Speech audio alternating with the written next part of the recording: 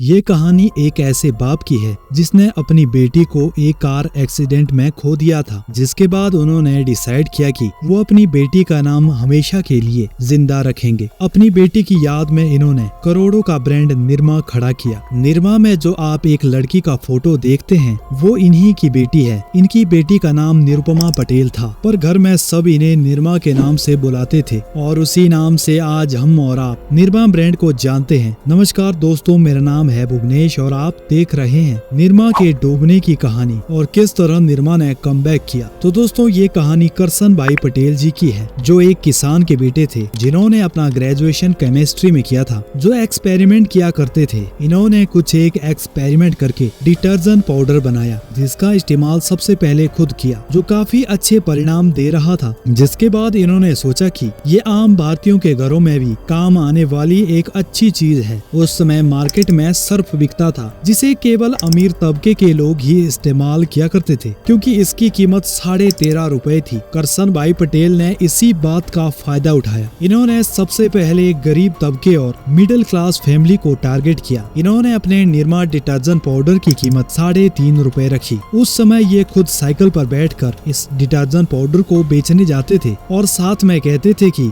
अगर हमारा प्रोडक्ट ठीक ना निकले तो आपके सारे पैसे वापस किए जाएंगे। इसी से इन्होंने मार्केट पर एक अच्छी पकड़ बनाई। इसके बाद इन्होंने एडवर्टीजमेंट पर भी खासा ध्यान दिया। इनकी एड कुछ इस प्रकार थी। Powder Nirma, washing powder Nirma, दूध सी सफेदी निरमा। इसके बाद इन्होंने एक बड़ा डिस्ट्रीब्यूटर नेटवर्क बनाया, जिसके चलते 1988 तक इन्होंने सर्फ को बैकफुट पर खड़ा कर दिया था। कहते हैं कि करसन भाई पटेल ने इंडिया के 60% मार्केट शेयर को कैप्चर कर लिया था। ये हर महीने 1.72 लाख टन निरमा पाउडर बेचने लगे। इनका प्रोडक्ट सस्ता तो था ही और लोगों की नीड को भी फुलफिल कर रहा था, जिस कारण निरमा मार्केट में धड़ाधड़ बिक रहा था। इनकी एक बात मुझे सबसे अच्छी लगी, इन्होंने रिवर्स मार्केटिंग से अपनी प्रोडक्ट की मार्केटिंग की। इन्होंने अपने प्रोडक्ट को सबसे पहले गांव में बेचा और फिर शहर में। 60% मार्केट कैप्चर करने के बावजूद कैसे निरमा मार्केट से गायब हो गई, चलिए आपको बतलाते हैं। 1988 में इन्होंने 60% मार्केट कैप्चर किया, पर 2015 आते आते यह केवल 12% पर सिमट चुके थे। 2019 तक यह केवल 6% मार्केट शेयर के साथ रह गए थे। इसका एक कारण यह भी था क्योंकि इन्होंने इनोवेशन पर काम करना बंद कर दिया था। इनका प्रोडक्ट बहुत बेहतरीन था, लेकिन उसकी पैकेजिंग